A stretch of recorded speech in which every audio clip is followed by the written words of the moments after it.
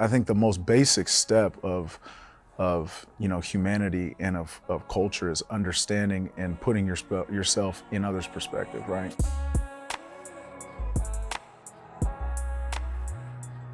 All right, what's up, y'all? This is The Vibes. I got my boy Jordan Hicks in here, captain of that defense. We're gonna talk about a little bit of everything, something you guys might not necessarily know about Jordan. We're gonna talk about culture, mental health, leadership, Zach Ertz. We're gonna throw some Zach Ertz in there. But for starters, I did talk to your wife, Ivana Hicks, and see, that's how I got all the juice, man. That's how I got all the info, all the inside info of the captain of that defense. And let's start off with culture, because your wife, Ivana, she's Mexican. So that means your kids, you have two young kiddos, you got a third on the way. They're also gonna be Mexican. But I mean, from the start of your relationship, I mean, you got initiated to the culture, bro. Like now you're Mexican, and that's the way your wife categorized it. She said, you know what, Jordan is basically Mexican now. You know what? What's it been like being immersed into that Hispanic culture? I love it, man. I love it. It's family first, right? And so, that's how I was brought up. Originally from Ohio, and there's not much, Mexican, Spanish diversity out there from where I'm from specifically. And so when I moved down to Texas, it's everywhere, right? And so it's funny, when we first met, I told her that I didn't like Mexican food. She's like, you like Mexican food? You're getting into this family, you gotta like Mexican food. And I was like, all I know is Chipotle, right? So, that was kind of the first step, was getting me involved with some Mexican food. So she got me, taking me out to dinner and doing different things, had me over for the first time with her whole family. And there is when it all really took off. I think the first mistake you made right there, bro, is telling her that all you know is Chipotle. Like, trust me, man, we love Chipotle and all that, but when it comes to Mexican food, come on. I know now. Yeah. And you went from food, you know some Spanish, you understand it, obviously, because her family and everything like that. But, man, you have a interesting, I guess, characteristic of liking novelas. So let me show you what your wife said. Is that right, huh? Ask him which novela he's watched with me, like a full novela, and he will tell you which one it is. Jordan understands Spanish, he just doesn't speak it. I gotta remember what it was called. The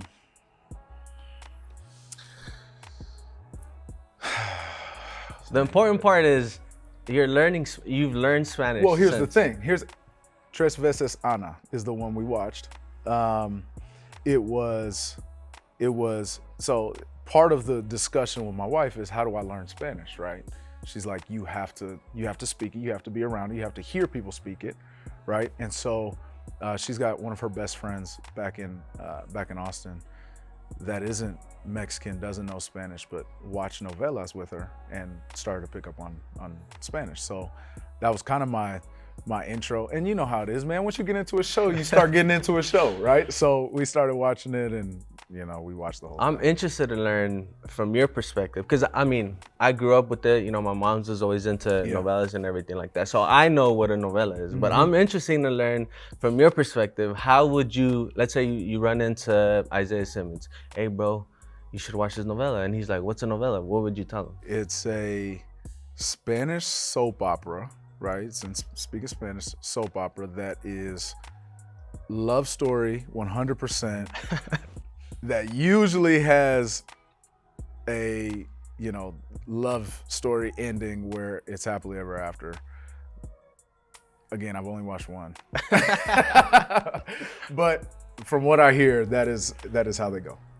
And tell me if I'm wrong. No, I mean, you're perfectly right. That's the way it is. There's drama. I think a lot of drama, a lot of like twists and turns. Every my husband slept with this person. Type of drama. I mean, but part of learning Spanish, and now you have two kids, a third on the way, like I mentioned, a little girl. Which, by the way, I mean, you have 2 younger boys, but the little girl gonna get you. I Huh? can imagine. I already know. She's she already gonna- starting to. and Yeah, she's she gonna not get even you. here It's, yet. just talking to Ivana, she's like, oh my gosh, she went to the ultrasound, and he was like, oh my gosh, she's so precious, and she was like, oh Lord, not She already. knows, Yeah, she it's already knows. starting. Yeah. But now you have 2 little kids. Yeah. Obviously, they're multicultural. From your perspective, it's interesting the way that Ivana put it. Jordan's like, I want them to work hard and appreciate the things that they have, because it's not easy for everyone. Very important that they're like immersed culturally, which is why we start with food, with talking to them in Spanish, with having them at an all Spanish schools. So, I mean, you touched on, you grew up in Ohio, you didn't know any Spanish going into Austin. Once you got immersed into that culture, everything changed, right? Yeah. Well, especially when it came to your relationship and your marriage. But in today's society, how would you categorize the importance of raising children to be multicultural and to embrace it? Not only just, be raised in it, but once they get older to embrace that aspect. Right. Of it. I think being closed-minded and in today's culture and society is, problem number one, right? I think the most basic step of humanity and of culture is understanding and putting yourself in others' perspective, right?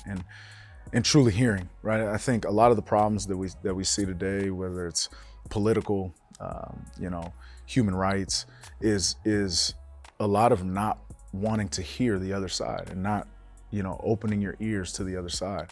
And the ability to be cultured and to understand others' culture and not be closed-minded on certain topics, I think is huge at any point in life. And the earlier you can establish that and understand that not, your walk isn't somebody else's walk, right? Everybody has a different journey and everybody has a different story and culture and come from different backgrounds. And the more you can embrace and try to see yourself and others' perspectives, that's how you better the society. And one of the other perspectives you essentially learned from, marrying Ivana and being immersed in that culture was some different type of foods that you haven't necessarily tasted. We were talking on the way over here, and Ivana told me that you're a big gorditas lover and you love enchiladas. So what was that feeling like when you took a bite of your first enchilada? Do you remember? So I had enchiladas before, right, at local places back in Ohio. But like I said, the go-to wasn't Mexican food, right? And so when I got down to Austin was very Tex-Mex, but it wasn't like true Mexican, right? It's Tex-Mex. It's a little different. So you got places down there like Chewy's and these different Tex-Mex spots that everybody would hit. But when I really had a true, Mexican home style enchilada, right? I was about to say the homemade. That was the difference, right? And that's what my senior year, it was Sunday nights. We'd play on Saturday. We'd come in, watch the film, and Sunday nights would be at Ivana's family's house. They're all from Austin, big Mexican family, and it was we're going over there, we're playing video games with the cousins, and we're eating good food. And it was all homemade. It was all, so, that being immersed in it, you fall in love. All right, let's switch gears a little bit. I'm a big believer of taking care of, in Marshawn Lynch's words, of your mentals. When we talk about mental health at a professional level, it kind of gets like glossed over a little bit. Like people mention it just to mention it, kind of check the box and whatnot. But talking to Ivana, it seems like you're really focused on your personal mental health, not only for your performance on the field, but also off the field. So let's hear from her and see.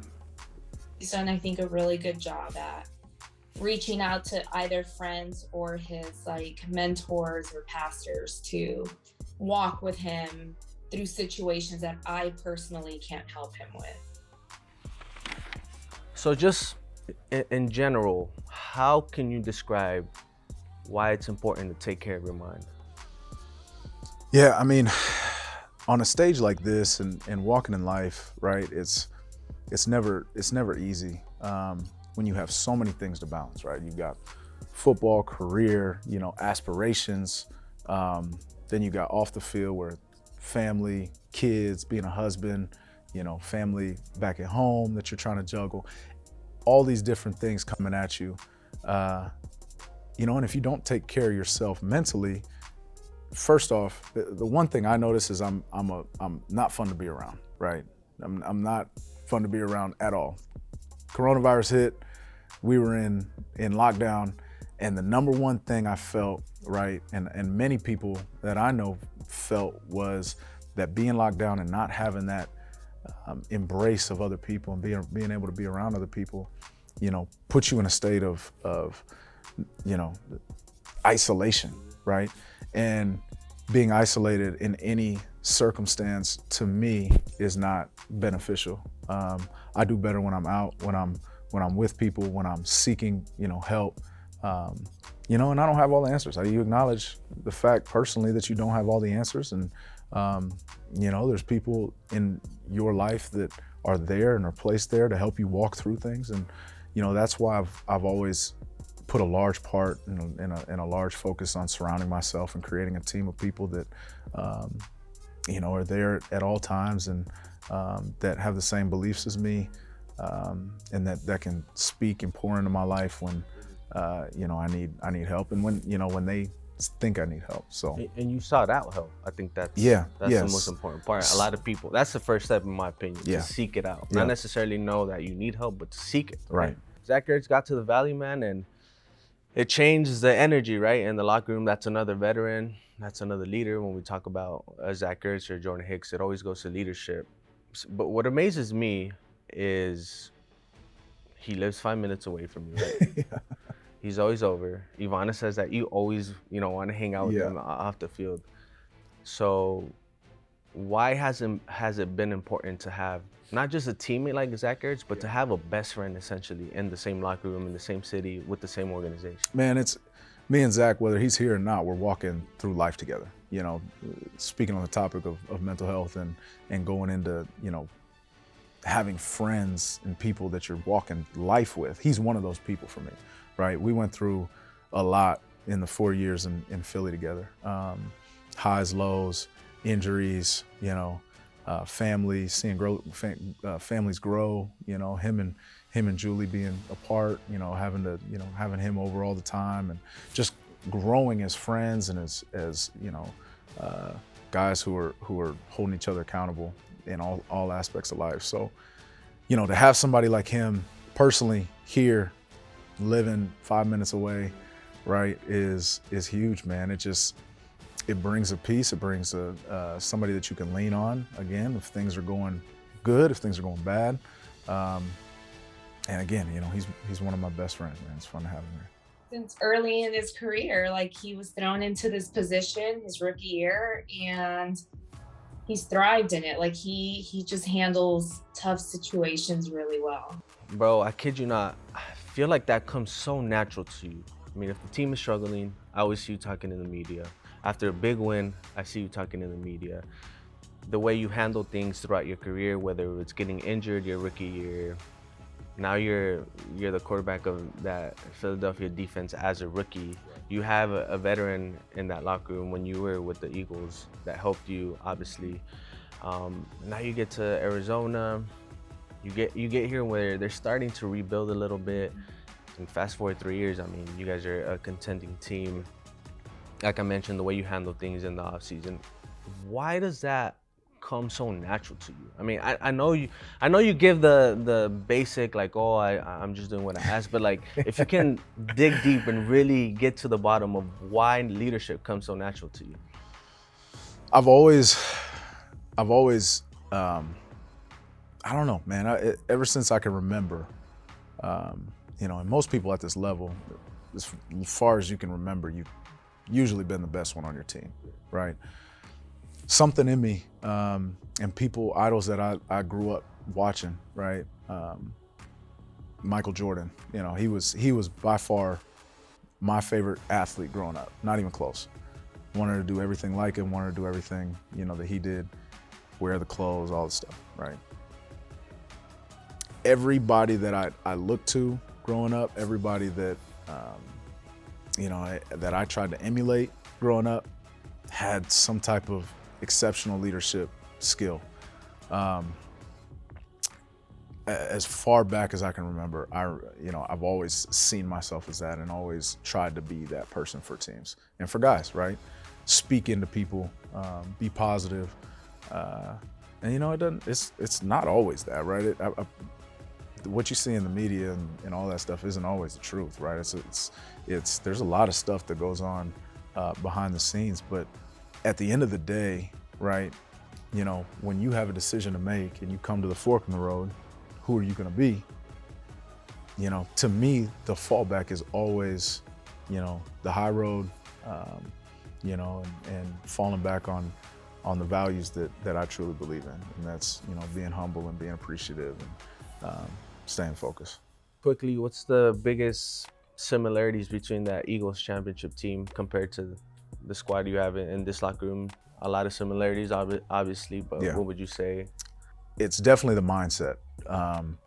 You know, there's a confidence when you go out on the field that really good teams have, and teams in this position have, and it's a matter of, we're going out here and we're not going to lose, right? Now, mistakes happen, all that stuff happens, and sometimes it doesn't go the way you want, but the confidence level and the mindset, to me, separates you know, the mediocre teams to the really good teams that are going to be contenders. And, you know, from there, it's execution, leadership, and all that stuff. But, you know, to me, it's the difference in mindset that we have this year. And it starts with the veteran guys that we've been able to bring in and the leaders on the team setting the pace. All right, Jordan, appreciate you joining the Vibes. We got to know everything from culture, mental health, your relationship with Zach, and obviously the team performance this year. So I appreciate you. Best of luck this season. Hey, knock it out. Appreciate it.